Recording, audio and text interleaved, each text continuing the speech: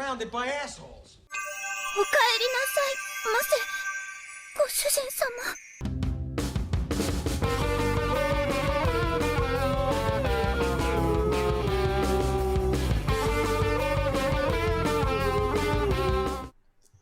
Okay, first episode, new podcast. Everyone has one, we might as well do one too.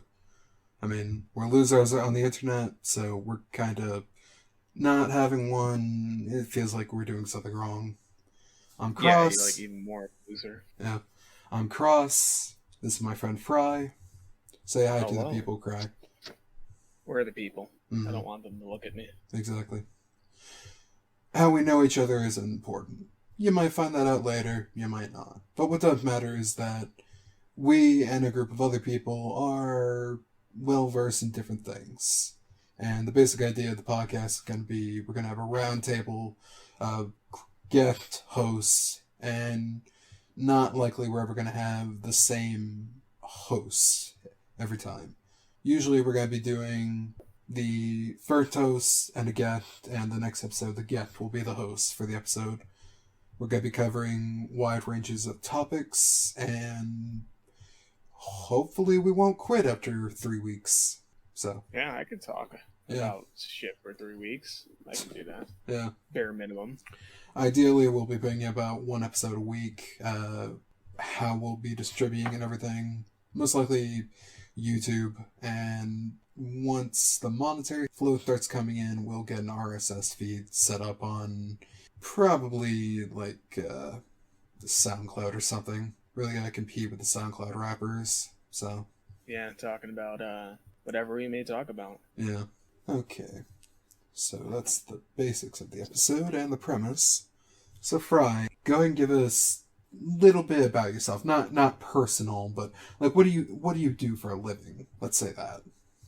Well, for a job, I have been a cook for some period of time now. Recently transferred to a new place, much nicer, much more friendly. Mm-hmm. But as a side gig, I'm trying to pick up. I'm trying to draw a little bit more. Working on some concepts for a comic. Mm-hmm. Maybe I'll just sell out and do porn. Who knows? Mm-hmm. Let's say the 3 defining characteristics of you as a person would probably be comic artist, cook, and at the moment at least, film buff. Let's say that. That sound about right? Yeah, more like a anemic film buff, but sure. Alright, well, before we slip into the main sort of topic of discussion for today, let's go over food with you, Fry. Sure. Now, me and the other guys, we love bugging you with one thing in particular. That's really terrible food that seemingly the French love, if we go off our one French compatriot's love of terrible, awful food. It's okay, you could say names. We all know it's Food Insider. Well, it's not even just Food Insider. We can also say it's like almost any of those Facebook. It's a conspiracy. Yeah. Not even jokingly, it is a conspiracy because all those videos... I'm not joking. Have you not seen that post? It's like all those videos are made by a guy who was a magician in Las Vegas, and he's put in charge of the production for all those terrible white women cooking videos. Like that one woman that throws all that crap onto her countertop while making it. Wait, no, I thought that one was just fetish. I straight up thought that one was just a fetish. I mean, it probably is. I mean, just because some magician is the guy being the producer for that doesn't mean it's not a fetish. I mean, there are, I mean, you and I have seen JAVs. We know the type of weird stuff that can be made. Germany alone produces some of the worst stuff I've seen in my life.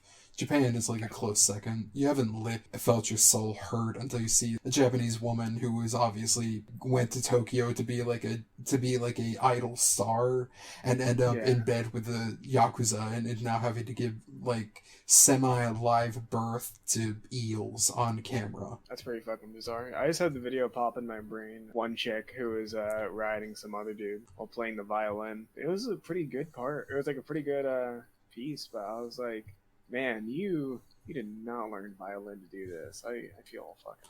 Well, I mean, okay, look, Fry, people who learn violin and are amazing at violin doesn't mean anything. Because you and I both know Nikado Avocado, and that motherfucker was... fuck, right. Yeah. Like a classically trained concert... Musician. Musician. especially with the violin. And like, there's those old videos of him playing, and it's like, this is amazing. This is like a God-given talent. And now look at him. He is like 300 pounds, crying on video for like fat fetishists, and He has like, an OnlyFans, you know. yeah, and it's like, that OnlyFans is like, he really showing everything. It's not just teasing. I haven't seen any of it. I'm glad I haven't, but I've been told by people who have. Yeah, no, I got smacked by it on my Twitter timeline one time because like somebody was making a joke about it, Mm-hmm. and I was like, I'm gonna click on this video knowing full well what I'm going to see, but I'm still not gonna be happy with it. And here I am. I mean, we live in a post like goatsy world where back in the day, the worst thing you could really imagine seeing online was goatsy or the Pain Olympics, and both are terrible, but both are not. I don't know that first example actually. I've seen Pain Olympics, but I don't know what you're talking about. Oh, right, man. The generational divide between us is ridiculous. Goatsy is the old photo of the guy bent over forward, reaching behind and spreading like his ass open with his like hands. That one. Yeah. I didn't know it had a name. I thought it was just okay. No, I've seen that. Poor young Fry. Back to Food Insider. Food. Food Insider. Food Insider. Fry, as a chef, tell us why none of these recipes are actually good. Just beyond, like, having actual taste, why are they not good? Well, according to my feelings, I fucking hate it. Every time, it's like, I don't know why people play up cheese as much as they do. Don't get me wrong, cheese is good. I like all sorts of cheese. That one burger, you know what? This is what bothers me. It's mostly like either New Yorkers or people in South California coming up with just bullshit to sell at like way too fucking high for what it is. It's like, yeah, let me pay for a burger and it's going to be like $25 that's stuffed with like molten hot cheese that, you know, yeah, just give me the McCumwich for $25 and then just scald my mouth as I bite into it. Well, I mean, the thing doesn't make any sense. The like waste of food I always think of, and yeah, you're right. It's always like the ritzy areas. It's like, here's a bland hamburger that literally tastes like something from McDonald's, but we set it on fire with this flammable sauce first, and that's real. Branded it like a cow or something. And that's real, by the way. There's that place, and you probably have seen the videos. That guy is like, has a burger, they pour like this sauce and then set it on fire with like this blue flame. And it's like, what? I haven't. I try to avoid it these days. What is the point? Like, it doesn't enhance the flavor. You're literally just, I don't know. We took the concept of Cherry Jubilee, or like those really old school like dishes that you would have someone come to your table and set the food on fire, but it was like actually something that would enhance the flavor, and just turned it into like, do you guys want to go to Benihana? No? Okay, let's go somewhere else. They'll do the exact same thing but make worse food. Mm-hmm. I will say there can be an understanding behind it because unfortunately I'm also a college student, so I'm taking a marketing class right now for my minor, and one thing that they kind of discuss is you don't really sell people a product as much as you sell them, you know, an experience. Yeah, that's fair. In this case, you know, the experience of setting your food on fire for extra money, or you know, the McCumwich, something like that. Well, I mean, especially nowadays in a very like social media based world, people want the thing that they can post online about. They want the thing that can get them like attention on social media. That's why good tasting food, it's what there's that old thing about, you can't have food that both tastes good and looks amazing. It's one or the other. Yeah, I'll say it's that, but another good factor of like selling this kind of thing to people is if you make it like less tangible, like almost you don't even know what the fuck you're selling. You're just, you know, hey, look at this. There's some stuff we picked from like the kitchen floor in the back. You want it? Sure, why not? But no, I'm trying to think of like some of those other ones. It's always a waste of food, like unless it's a restaurant doing like a thing, because some of it's like, okay, yeah, now we have cheese all over this burger. I don't know why they make it so that they're like, oh yeah, let's make it get all over your hands, which is the complete opposite of the reason that we have the bun.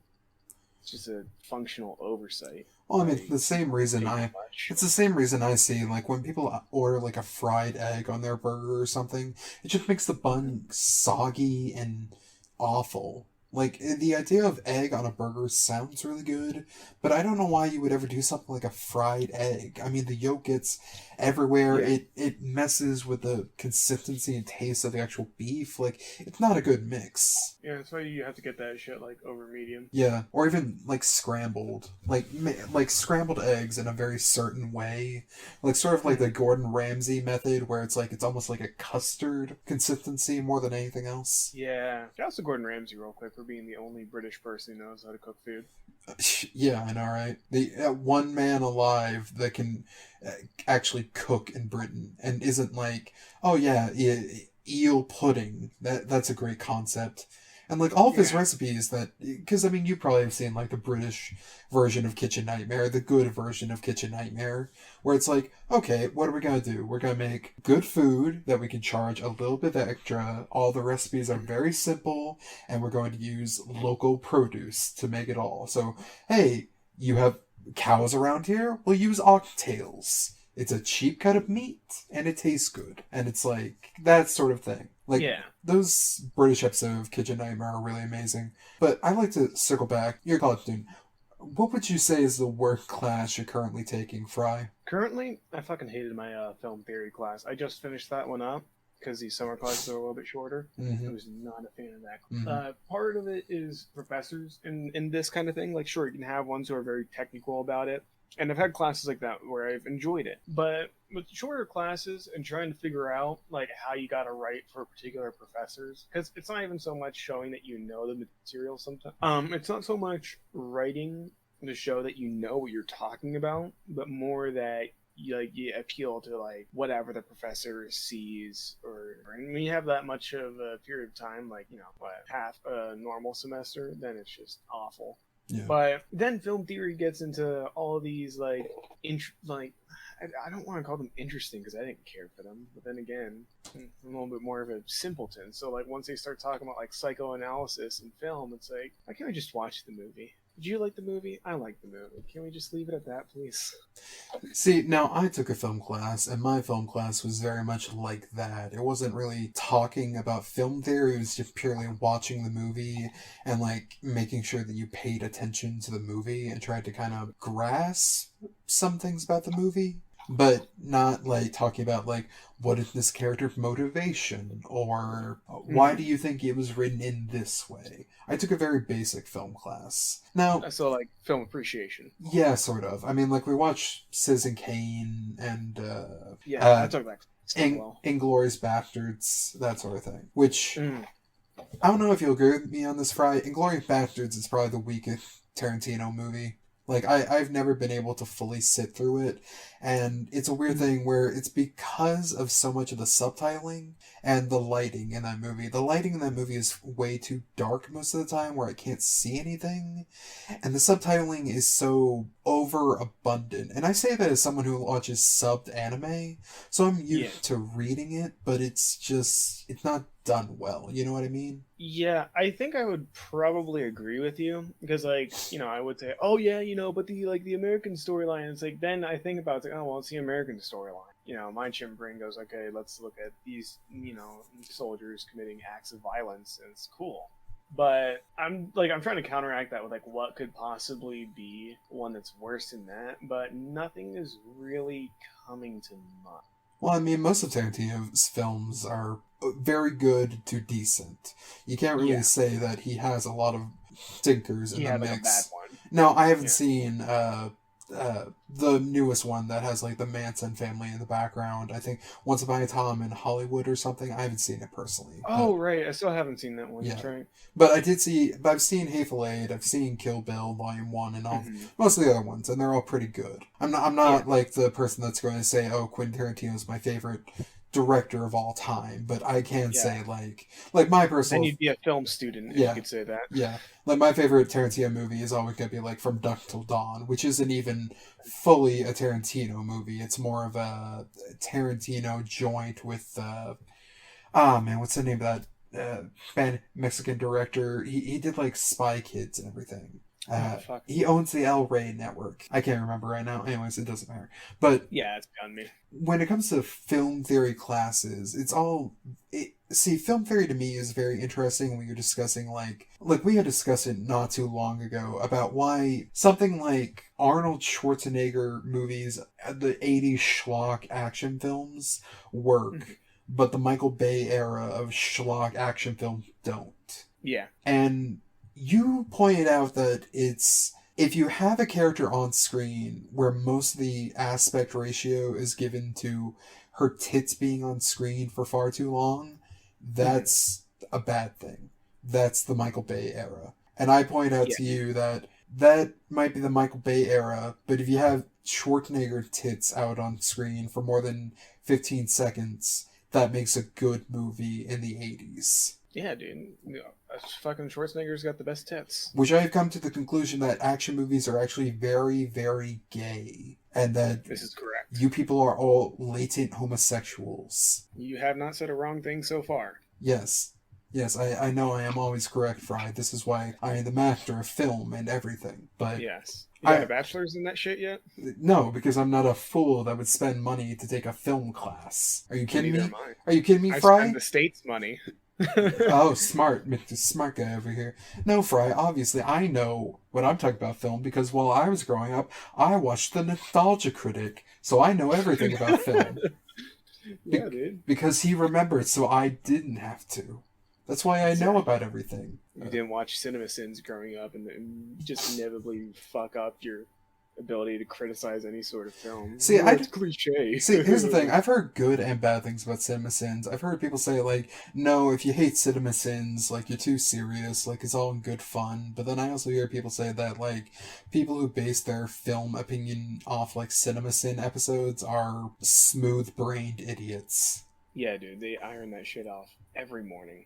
They got crisp, just, like, you know, if you yell at them, or whatever, like, dog shit they said on social media, like, the words will just slide right off. But, no, the thing is, I think what kind of infests this problem of some of it is, and I've been thinking about this past couple of days, because I've had a couple of conversations recently about, like, this culture thing and whatever, where it's like, people just think they're too good for schlock. They don't enjoy it anymore, which is one part. But the other part is that Michael Bay makes bad schlock. That's just a fact. It's not fun to watch. If you give me a movie with a 3-hour and 15-minute runtime and you don't deliver on robot dinosaurs beating the fuck out of each other, you've messed up somewhere along the line. See, I've got to think, because I've always thought, like, okay, if a bad director connected to a film, obviously the film's gotta be bad. But it was pointed out to me recently that the Transformer movies weren't written by Michael Bay. He directed them, but all the movies were written by a different group. So I've got to... that's why I even brought it up the original time, would the movies have been better if just the writers for them had been different? Is Michael Bay necessarily connected to something, meaning that it's going to be bad? Or is it just a bad writer makes a Michael Bay movie bad? Well, yes. That's actually a good way of putting it, because... you know, as stupid as Armageddon is in premise or anything else, it's still a good time. Like, I can't say that I didn't enjoy watching that movie the few times I have, like, sat down and watched it. Although, anytime that I've watched one of the Michael Bay Transformers films, outside of being a literal child, I have fucking hated it. Okay, let me ask this, Fry, then. What is it that Armageddon... Have you seen the movie The Core? Fuck. Was that the one where... No, that was Journey to the Center of the Earth. Yeah. What's that? The Core is the one where, like, the Earth's rotation's starting to stop and they have to go down to the center of the Earth. Oh, yes, then I have. Okay. Tell me, you would say that Armageddon and The Core, very similar movies, right? But people would often say, like, The Core is a better movie than Armageddon. So, what is it that makes the big difference? They're very similar in tone, in, like, way of writing. The stories are almost the same, except one is going into outer space to blow something up, one is going to the center of the Earth to restart something by blowing something up. So, what is it direction wise that really makes the difference, in your opinion? Well, I think it's partially a tone as well as like difference. Fuck, they're not both directed by Michael Bay, are they? Because then I'd seem like a dipshit. No, they're not both directed by Michael Bay, though it would Okay. seem they both are. Yeah, well, that was the thing too. I think the core is a little bit more down to earth. No, but when it goes off with like character deaths or whatever, it seems like there's more to lose. They kind of make it a little bit more bleak in some things. Mhm. The thing is about I think it might even just be context because I think everybody in the core was like scientists, right, or Well, something. I think it's like a joint thing between like the scientific community and obviously like the United Nations like military. So I feel like there's Yeah, a because most of the movies seem through like that military outpost wherever they're monitoring the entire mission. yeah. It's like Sergeant, what's going on? The birds aren't acting or some bullshit. Yeah. But I think it might even just be context, and maybe it's even I think it's mostly tone because Michael Bay directs schlock, and that's not necessarily a bad thing because there's good schlock out there, like most of the stuff from the '80s. Shout out to Total Recall, it's probably one of my favorite ones. Oh, and then again, I was also raised off of that, like especially Predator. There's stuff like that where it's like it's mostly for the action and the spectacle of just shit going on. I think where it falls short for most people is that little bit of realism where it's like, yeah, no, they wouldn't send a bunch of fucking hick oil drillers to deal with space shit. It's like, oh, we can't. It's a whole Ben. What was that? Fucking, what was it? Ben Affleck? Yeah, it was Ben Affleck. There was a question like, why is it better to train these oil drillers to be astronauts than just astronauts to drill into the ground? You just point it at the ground and turn it on. It's not that hard. And I think, well, yeah, Michael Bay told him like, shut the fuck up, which is the proper reaction to trying to criticize schlock. I think if it's for any other reason than like the context or how it's actually done, then most times just going like, oh, it's not realistic. Who cares? Who cares? Fra, my only counterpoint to you for the entirety of why Armageddon might be a better movie than The Core, 8 words for you. Aerosmith, I don't want to miss a thing. That's fair. I don't like Aerosmith. Neither do I, but you gotta admit that's a good song. Really. I'm not going to lie to you, boss. After working at the last place, all we listened to is fucking like boomer rock, and I used to like AC/DC. Now I don't. Look, Fry, I'm gonna tell you this. I've been accused for a long time, many years, of being like a guy who likes dad rock. And it's true. I do. I don't see any problem with it. I think the problem is most people hear too many of the overtly popular, like, classic rock songs, and it Sure. ruins them forever. You can only hear Back in Black by AC/DC so many times before it's like, okay, I'm ready to go and kill Angus Young myself. That's why you gotta throw in Dirty Deeds Done Dirt Cheap or High Voltage. You gotta throw in like the deeper cuts, you know? Yeah. But most Kinda places makes sense. don't. Another thing film related then. Let's get the most basic question out of the way. Mhm. 2 movies for you. What would you say is your all-time favorite movie? And what is the movie that you would say you can watch over and over again and not get bored of watching it?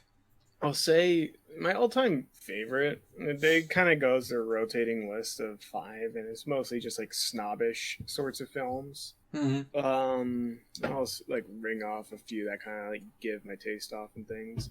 I'll say firstly, one of my I think actually what might be my top is a movie called The Green Room. You heard of this one? Yeah, I remember it coming out. It had Patrick Stewart in it, didn't it? It did, yes. Yeah, it was the guys are doing like jobs, and they end up taking a gig in a Nazi like punk club, and they just end up becoming like prey to the Nazi punks after finding out there's like they're playing like an attack or something like that, and Patrick Stewart's like the leader of them. Yeah, that was it. Pretty much what happened was it was a punk band kind of going road to road, and their whole shtick was that they were like, okay, we don't do the digital shit.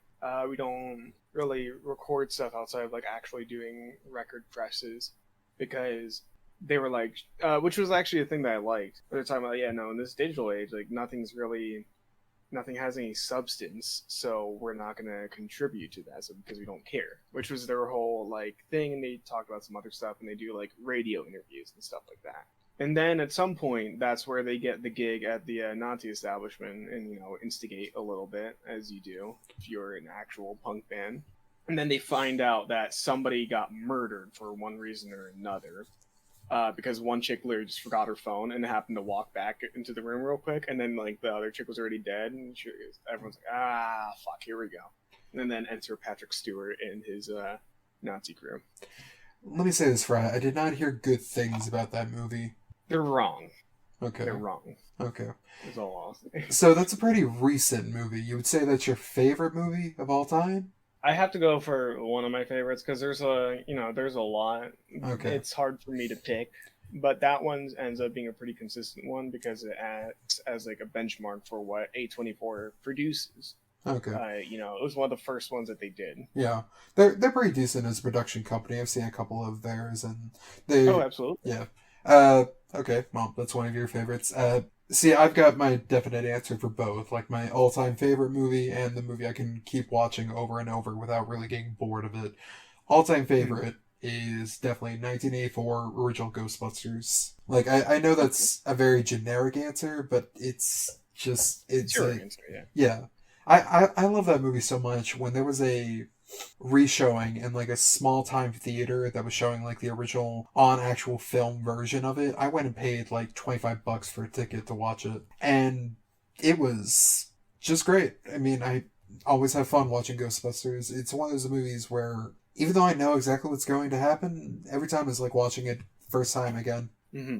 Part of my answer, I should say, actually, the Green Room is my kind of go-to because I've been kind of gotten in a habit like of all these film class asks, oh, what's your favorite movie? Pretty much whatever ones I usually would say, like especially a more recent memory or like older memory, because I'll say Lighthouse is up there, Taxi Driver is up there, the original Alien movie is up there. Really? But you would okay, wait, Fry, let me stop. Yeah. Taxi Driver. I've tried to watch Taxi Driver a few times, and I've heard an opinion that I kind of mirror because it sounds very good to me, which is Taxi Driver is a good film, but it has not aged well. There are parts of it where it is hard to watch, not because it's bad, but just because it is so... It takes so many like little vignettes out of the main story to go over that it kind of hinders like the plot flow. You know what I mean?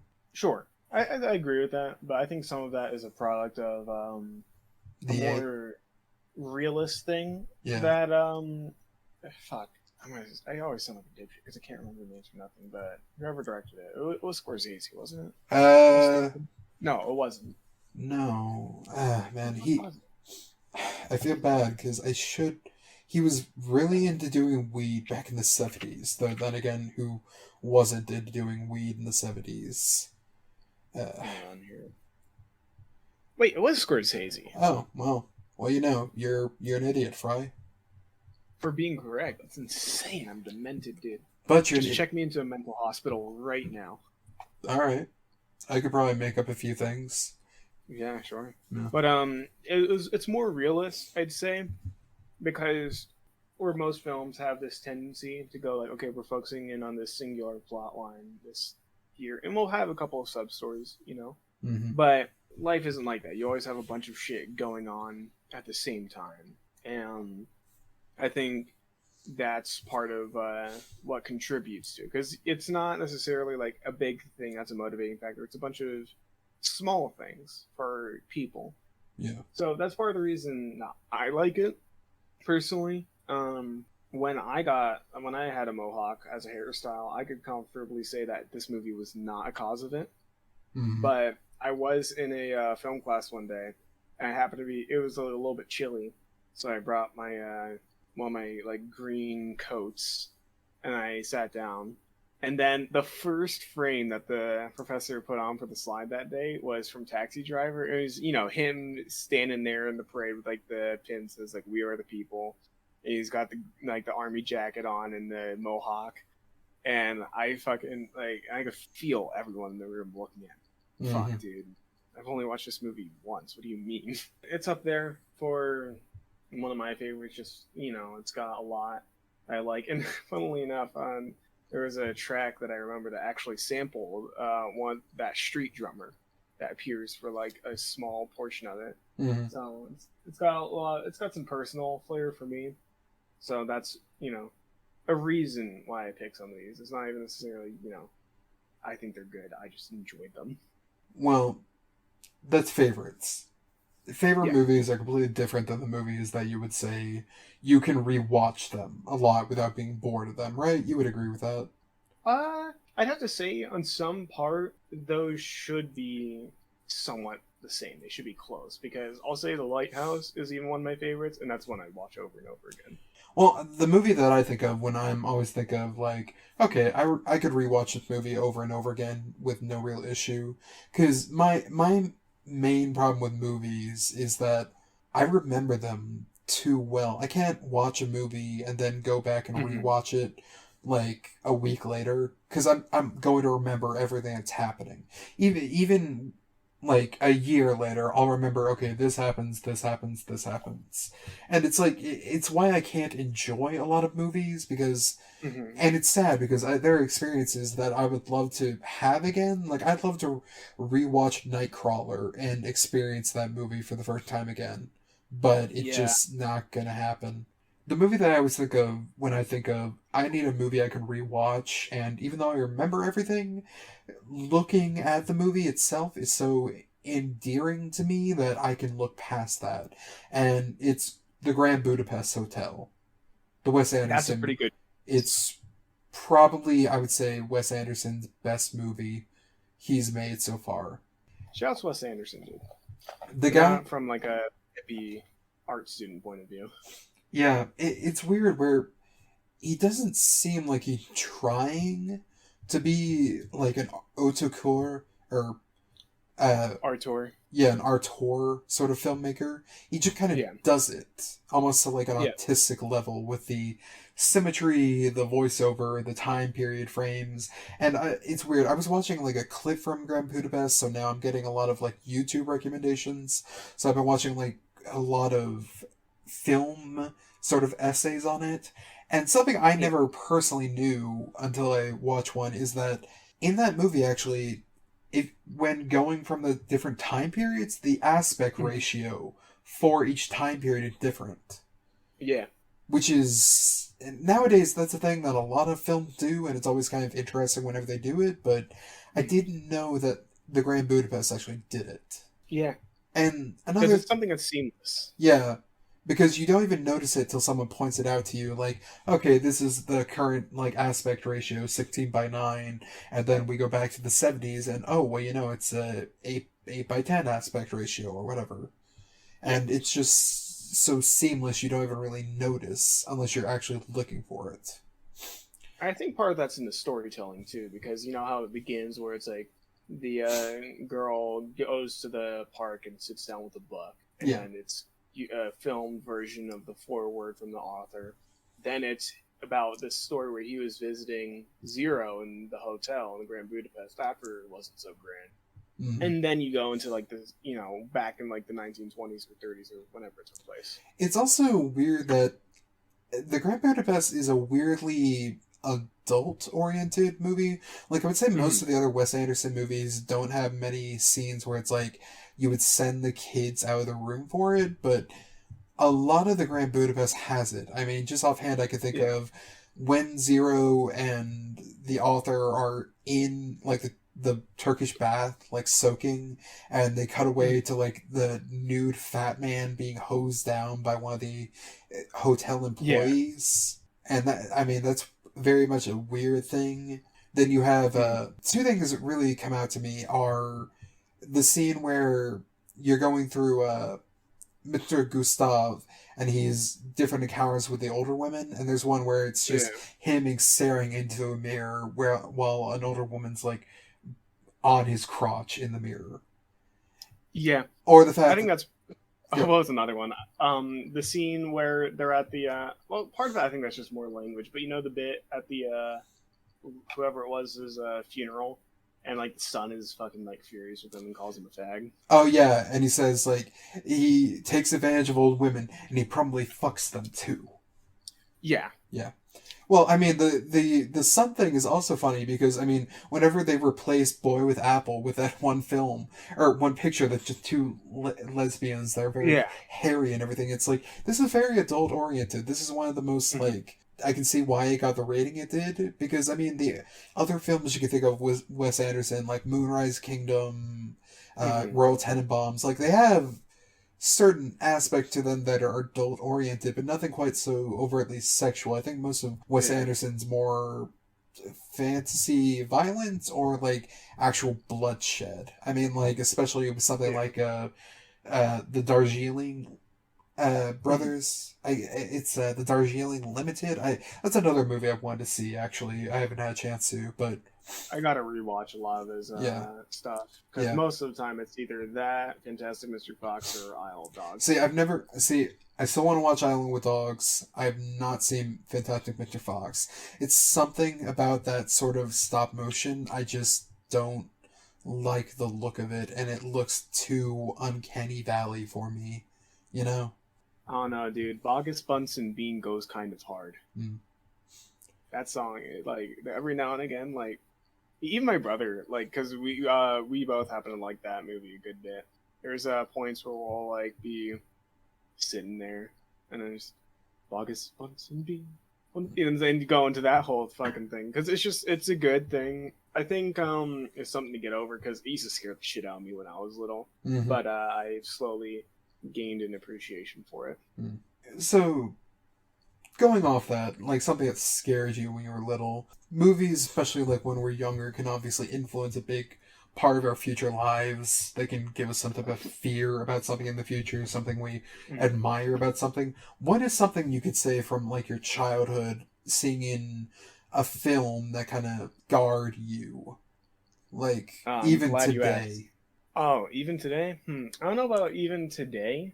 But I will say, one that scarred me as a child is coincidentally the one that is on my number one. I will rewatch this over and over and over again.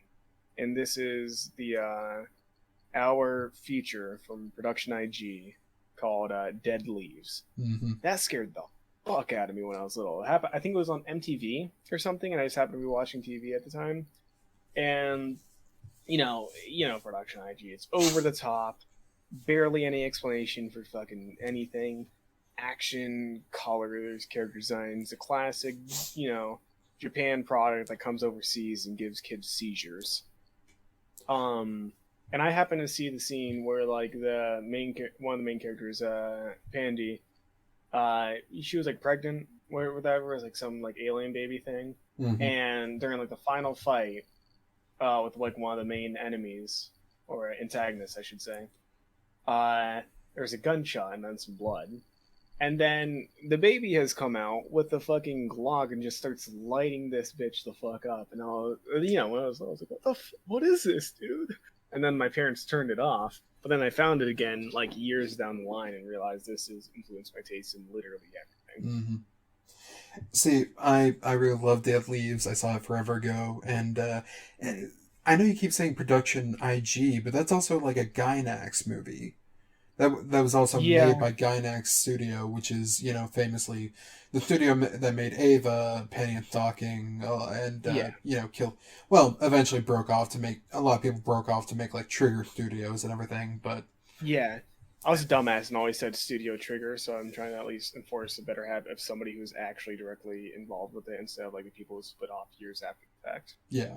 Still, it's a good movie. I really need to rewatch it soon. I remember most of it, but it's kind of like a blur in my head for the most part.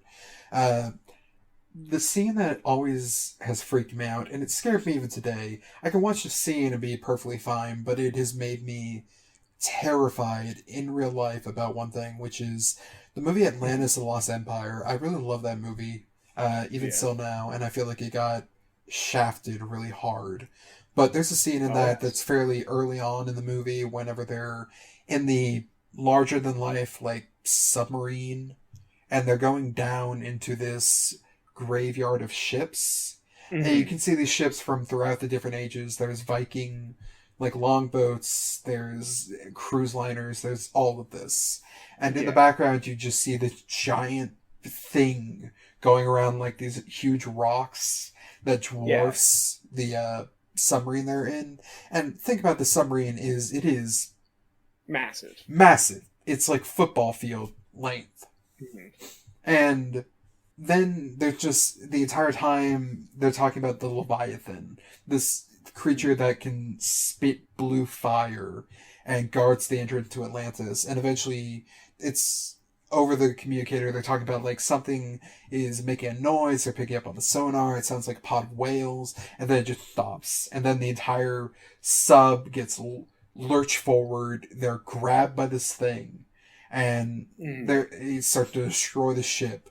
But the main character gets thrown onto the front panel glass of the entire thing, and he is the front-facing thing directly in front of the Leviathan's face, and you can see the main character yells out that it's actually a machine. The eye, like, is a camera lens sort of thing, and it, like, focuses in. And ever since I've seen that, I am afraid of deep water. Lake, ocean, anything. I can go out in fairly shallow water. You could throw me in a thing with sharks. I'm more okay with that. But dark water and the concept of what is in there is terrifying to me to no end. The idea that there are creatures in there that we might not know of, that there really is a Leviathan out there. Not even something like that from the movie, but something out there that is... We just don't know about it. Exactly. Beyond understanding. Something that makes human life look like nothing in comparison is terrifying to me. I guess you could almost say it's like the terrestrial version of what the eldritch horror of Lovecraft would be, where people are so afraid of, like, the eldritch truth because it's a knowledge of something bigger than yourself in the cosmos. This is just a knowledge of something bigger than myself in a thing that covers 2/3 of the earth.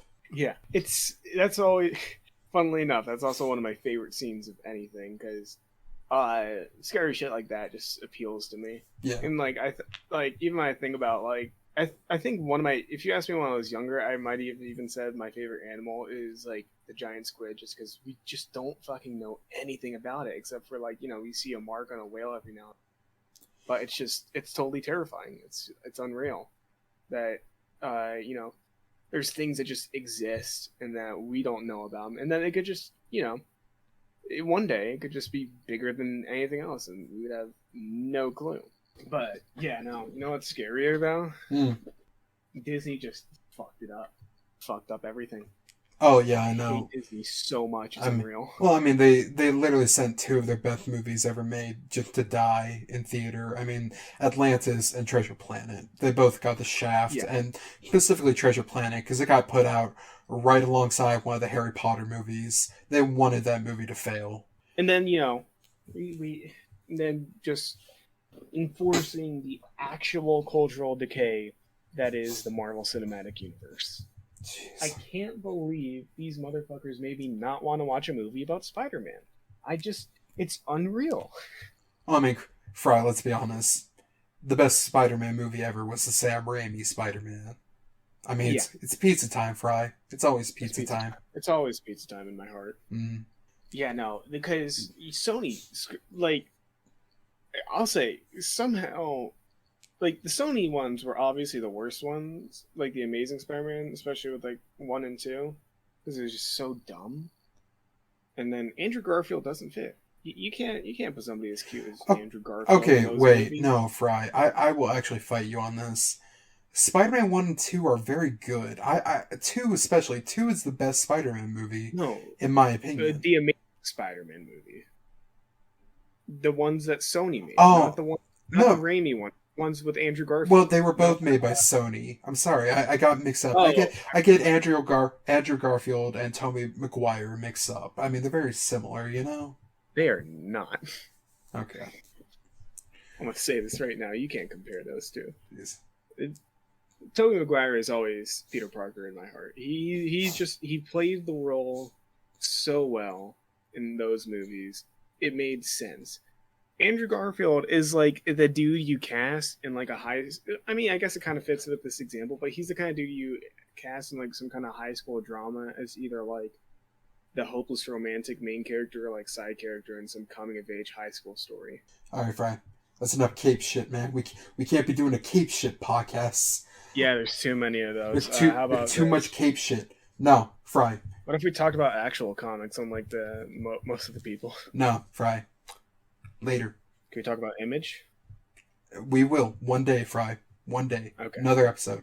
Right now, Fry. Movies. No. Fry, let me ask you, what is the worst country on earth that you could think of? You are correct, Fry. It is the country of France. And next episode, we're going to be talking to the worst person we know, which is a Frenchman. Damn. He's going to do him like that? Yeah. Next episode, we're going to be having Mello and myself. And that should be the end of me for a little while. But until next time, I've been Cross. This is Fry. Say something nice to the people, Fry. Please follow me on Twitter. Mm-hmm. You want to shout out what your actual Twitter hashtag is for him? Yeah, it's going to be at a Fryman with an underscore. All caps. Hey, Fryman, listen to the podcast. You're Fryman. You're Fryman. All right. If this doesn't work out, I'm stripping. Mm-hmm. Well, Fry's a podcast, so get to stripping, my man. Get to working out, get to stripping. And, all right, if you say so. And as always, we'd like to welcome everyone to the true man's world of Podcast 2.0, baby. Cross-facial waifu, back in business. Let's go.